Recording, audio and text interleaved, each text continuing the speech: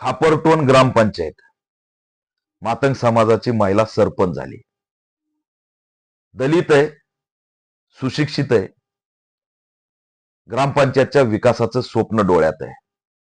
पण तिचं दुर्दैव की तिचं गाव जात बघतंय आणि ती दलित असल्यामुळे नाकारली जाते. ती आदेश करू शकत नाही, ती तिचं मत मांडू शकत नाही. तिने काय मत मांडलं की या ठिकाणी 1,21,00,000चा अपहार झालेला आहे.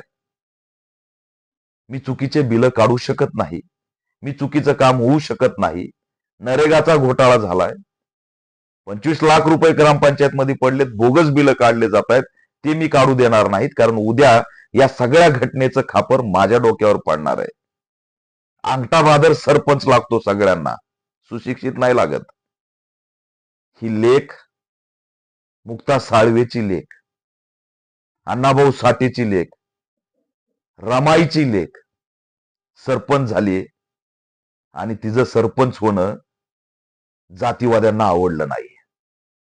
आणि म्हणून पॅनल प्रमुख, ग्रामसेवक, अमुक नाटक, तमुक नाटक, गाव हे सगळे एकत्र येऊन काय करायचं, अविश्वास ठराव आणायचा.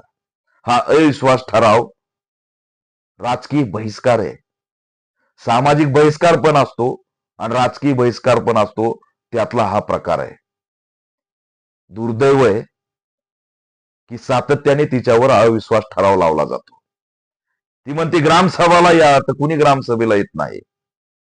तिने काय केलं, 15 वर्ष 10 वर्ष या ठिकाणी असलेला ग्रामसेवक बदलला पाहिजे, या ग्रामसेवकमुळे इथं काम होत नाहीत, भ्रष्टाचार होतोय, हे तिने मत मांडलं. म्हणून सगळेच एकत्र झाले जात म्हणून. संपूर्ण खापरटोन गावामध्ये एकच मातंग समाजाचं कुटुंब आहे आणि त्या कुटुंबातली ही लेक आहे आणि ती गावची सरपंच झाली. तिला सरपंच झाल्यावर बऱ्याच जणाला काही प्रॉब्लेम नव्हतं, पण ती जेव्हा पदाचा, खुर्चीचा त्या ठिकाणी वापर सांगायला लागली, तेव्हा मात्र यांना प्रॉब्लेम सुरू झाला. एक मातंग सरपंच सुद्धा यांना चालत नाही. याच्यापेक्षा दुर्दैव या महाराष्ट्राचं असूच शकत नाही. राज्याच्या उपमुख्यमंत्री, बीडच्या पालकमंत्री महिलाच आहेत. सांगा ना आदरणीय सुनित्राताई, या मातंग समाजाच्या लेकीला कोण न्याय देणार? तिची चूक काय? तिचं खरं बोलणं चूक आहे? तिची जात मातंग असणं चूक आहे? मातंगाचं मत सगळ्याला लागतं. उत्तर द्या मुख्यमंत्री साहेब, का आमची ही लेख तुम्हाला जमत नाही? मुख्यमंत्री साहेब उत्तर द्या. तुम्ही गृहमंत्री आहेत, त्या बिचारीच्या जीवाला धोका आहे. पूर्ण गावात एकच कुटुंब आहे मातंग समाजाचं आणि अशी स्थिती होती खैरलांजीला. प्रति खैरलांजी घडू शकते मुख्यमंत्री साहेब, प्रति खैरलांजी. मातंग समाजाच्या नेत्यांनो, बहुजन समाजाच्या नेत्यांनो, प्रति खैरलांजी घडू शकते. मग खैरलांजी घडल्यावर आपण यायचं का सगळ्यांनी? वन भटकते आज, कुणी तिला विचारायला तयार नाही. ऑल इंडिया पॅन्थर सेनेचा आमचा एक जिल्ह्याचा नेता प्रतीक वाघमारे तिला घेऊन गेला 2 महिन्यापूर्वी बर्दापूर पोलीस स्टेशनला. त्याची तक्रार दिली, त्या ताईला घेऊन तक्रार दिली. पोलिसांनी गावात सुद्धा जाऊन या घटनेकडे डोकून सुद्धा बघितलं नाही. शेवटी जिल्हा अध्यक्ष जे महाराष्ट्राचे प्रवक्ते आहेत नितीन सोनवणे यांची त्यांनी भेट घेतली, व्यथा मांडली, त्यांनी डॉक्युमेंट तपासले. मी आता धर्मापुरीला गेलो होतो एका पीडित लेकराच्या कुटुंबाला भेट द्यायला, त्यावेळेस तिथं त्या आल्या होत्या. मी गडबडीत असल्यामुळं मी त्यांचं समजून घेतलं आणि मला प्रकरण खूप भयानक वाटलं. आणि मी त्यावेळेसच माझ्या डोक्यात हा विचार आला की हे खैरलांजी सारखी सुद्धा घटना होऊ शकते. हे कुटुंब एकटंय, गाव एकटंय, गाव पूर्ण एक आहे, जातीचं गाव आहे आणि मातंग समाजाचं फक्त एकच घर आहे. त्याच वेळेस मला जाणीव झाली. परत पुन्हा अविश्वासाचं नाटक सुरू झालं, राजकीय बहिष्काराचं नाटक सुरू झालं आणि आता पुन्हा तिला वाटलं की आता पळाल्याशिवाय पर्याय नाही.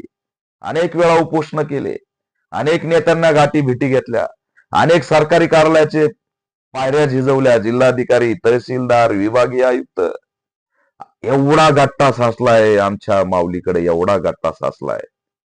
काय चूक आहे तिची हाच प्रश्न मी विचारतोय. हजारो पानं घेऊन फिरते, त्यात भ्रष्टाचाराचे, त्याच्यात तिच्यावरती कशा प्रकारे अन्याय होतोय त्याचे सगळे कागद आहेत. त्या कागदाला काहीच किंमत या व्यवस्थेने ठेवली नाही, कारण ती दलित आहे ना. दलितांची तशीही या राज्यात काय किंमत होती हे सगळा देश बघतोय. या देशात दलितांची काय अवस्था आहे. शेवटी आज आमच्या संघटनेचे पदाधिकारी प्रतीक वाघमारे यांच्याकडे अंबाजोगाईला त्या गेल्या. अंबाजोगाई प्रतीक वाघमारे यांनी प्रकरण गांभीर्याने समजून बीड गाठलं. आमचे कायदेशीर सल्लागार, आमच्या संघटनेचे प्रवक्ते, महाराष्ट्राचे प्रवक्ते, जिल्ह्याचे जिल्हाध्यक्ष नितीन सोनवणे, प्रतीक वाघमारे, कायदेशीर सल्लागार राजेश वडमारे, या सगळ्या कार्यकर्त्यांनी तिला बसून तिचा ड्राफ्ट बनवून त्या ठिकाणी जिल्हाधिकाऱ्याच्या न्यायालयामध्ये अपील केली. अविश्वास टाकलाय, त्याला स्टे आणावं लागेल. तिची धावपळ सुरूच आहे. सरपंचाचा एक दिवस सुद्धा ती भोगू शकलेली नाही. किती गंभीर आहे. ग्रामसभा भरायचं म्हणलं की कुणीच येत नाही. तिला नाकारल्यासारखं केलंय, एकटं पाडलंय. ती एकटी एवढी भयानकपणे जीवन जगतीये की तिच्या तोंडावरचं तेज सुद्धा गेलंय. ती तरुण आहे, सुशिक्षित आहे, पण तिला कोंडमारा करून जगावं लागतंय. याच्यापेक्षा गंभीर काहीच असू शकत नाही. मी राज्य सरकारला इशारा देतोय की आम्ही या लेकीला गमावणार नाहीत. ती मातंग समाजाची म्हणून तुम्ही नाकारणार, एससीची म्हणून नाकारणार, दलित आहे आणि ती दलित महिला सरपंच आहे म्हणून तिच्याकडे कुणीच येणार नाही. पूर्ण गाव राजकीय बहिष्कार टाकणार, ग्रामसेवक नाटक करणार. हे चालणार नाही. तिच्या जर जीवाला, तिच्या जर केसाला जरी धक्का लागला तर याद राखा, राज्याचे गृहमंत्री याचे परिणाम महाराष्ट्रामध्ये झाल्याशिवाय राहणार नाहीत. बीडच्या इस्पींनी, बीडच्या जिल्हाधिकाऱ्यांनी उद्याचे उद्या तात्काळ हे खापरटोन गाव गाठावं, त्या ठिकाणी बैठक घ्यावी आणि कसलाही अविश्वास ठराव वगैरे इथं चालणार नाही. ती केवळ दलित आहे म्हणून नाकारली जाते हेच वास्तव आहे. 1,21,00,000 25,00,000 जे काही तिने घोटाळा काढलाय त्याची चौकशी करा आणि त्याचा कोण कोंडमारा करते त्याच्यावरती अॅट्रॉसिटी ऍक्ट अंतर्गत कारवाई करा. तिने याआधीच पोलिसांना तक्रारी दिल्यात. प्रतीक खैरलांजी होण्याची आम्ही वाट बघणार नाहीत. मी राज्य सरकारला अलर्ट करतोय. इथं अॅट्रॉसिटीची मोठी घटना घडण्याची शक्यता आहे. प्रतिबंधात्मक कारवाई नाही. ती एकटी फिरती वनवन, तिच्या घरी आई आहे. उद्या जर या कुटुंबाला काही झालं तर कोण जबाबदार असणार आहे. मातंगांना असं नाकारू नका, दलितांना असं नाकारू नका. अरे कुठं कुठं आमच्या आया बहिणी सुशिक्षित आहेत. बाकी अंगठा भादरांचं तुम्ही काय केलंय हे सगळ्याला माहित आहे. ती सुशिक्षित आहे, तिला गावाचा विकास करू द्या, तिला सरपंच पदाच्या खुर्चीवर बसू द्या. ती मुक्ता साळवेची लेक आहे, अण्णाभाऊ साठेंची लेक आहे, रमाईची लेक आहे. लक्षात ठेवा. डॉक्टर बाबासाहेब आंबेडकरांच्या संविधानाचा हक्क आणि अधिकार तिला माहिती आहे. ती बाबासाहेबाची लेक आहे. तिला नाकारू नका. तात्काळ या घटनेची दखल घ्यावी. पालकमंत्री, राज्याच्या उपमुख्यमंत्री सुनेत्राताई पवार यांनी दखल घ्यावी. राज्याचे उपमुख्यमंत्री एकनाथ शिंदे यांनी सुद्धा दखल घ्यावी. लाडक्या बहिणीमध्ये मातंग समाजाची लेक तुमची लाडकी बहीण नाही का? हा प्रश्न मी विचारतोय. तिला हळहळ करून संपू नका. कशाला लागते एवढे नाटक? कोण आहेत हे लोक जे दबाव आणतायत? कोणाच्या राजकीय दबावामध्ये सुरू आहे? तात्काळ दखल घ्या, नाहीतर उद्या आम्हाला गावामध्ये येऊन या सगळ्या घटकांना त्या ठिकाणी एक्सपोज करावं लागेल. हा इशारा सुद्धा देतोय. ही लढाई मातंग समाजाच्या अस्तित्वाची लढाई, एवढं लक्षात ठेवा. आणि मातंगांना एकटं समजण्याचा प्रयत्न कुणी करू नका. ज्ञानेश्वरीताई कोंबले हिच्या जीवितास काही झाल्यास सर्वस्वी राज्य सरकार जबाबदार राहील. त्या मानसिक तणावात आहेत. त्यांचा जीव धोक्यात आहे.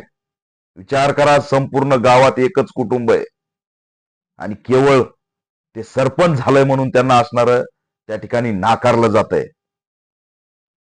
उद्या जर काही घटना घडली तर सरकार जबाबदार राहील हा इशारा सुद्धा देतोय. आणि त्याच्यामुळे तात्काळ बीड पोलीस अधीक्षकांनी याची दखल घ्यावी. या सगळ्या भ्रष्टाचाराची, तिच्यासोबत होणाऱ्या अन्यायाची SIT चौकशी लावावी आणि या पीडित ज्ञानेश्वरीताई कोंबले या दलित लेकीला तात्काळ शस्त्रधारी पोलीस संरक्षण द्यावं आणि तिला ग्रामपंचायत चालवण्यासाठी जिल्हा अधिकाऱ्यांनी मदत करावी. जर नाटकं करत असतील तर जिल्हा अधिकाऱ्यांनी त्या ठिकाणी स्ट्रॉंग निर्णय घेतला पाहिजे ग्रामपंचायतीबद्दल.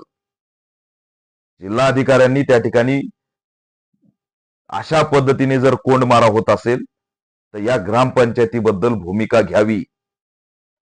या आमच्या ज्ञानेश्वरी ताई कोंबले ही केवळ मातंग आहे, दलित आहे आणि ती सरपंच पद समजते म्हणून तिला नाकारलंय, हे गंभीर आहे. आज आम्ही या घटनेला वाचा फोडली. आम्ही येणाऱ्या काळात रस्त्यावरचा संघर्ष केल्याशिवाय शांत बसणार नाही. अपेक्षा बाळगतोय की 24 तासाच्या आत, 48 तासाच्या आत आमच्या या ताईला सुरक्षित करावं आणि ग्रामपंचायत सुरळीत चालू करावी. अन्यथा आम्ही रस्त्यावरती उतरून संघर्ष केल्याशिवाय राहणार नाहीत हा इशारा सुद्धा देतो.